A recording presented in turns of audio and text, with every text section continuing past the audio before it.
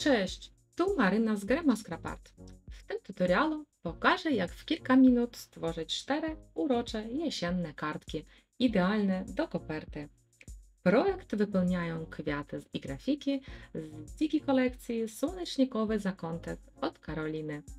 Wiem, że wszyscy powoli już przenoszą się w klimat świąt Bożego Narodzenia, ale u mnie jeszcze króluje jesień. Może macie zalegające grafiki, które czekają na swój moment? Ja tak. Często, gdy wycinam elementy z kolekcji, to wycinam całą stronę i później pozostałe grafiki lądują w szufladzie i niestety zostają na długo.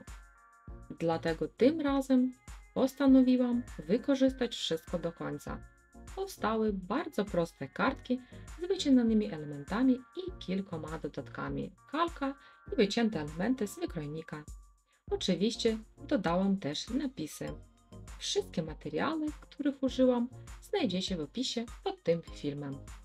To szybki sposób na stworzenie czegoś pięknego, a przy okazji na oczyszczenie zapasów zalegających grafik. Szybko, prosto, bez marnowania.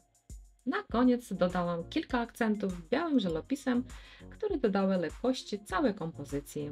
Mam nadzieję, że zainspiruje Was do osiągnięcia po to, co już macie wycięte. Dziękuję, że byliście ze mną i do zobaczenia w kolejnym filmie.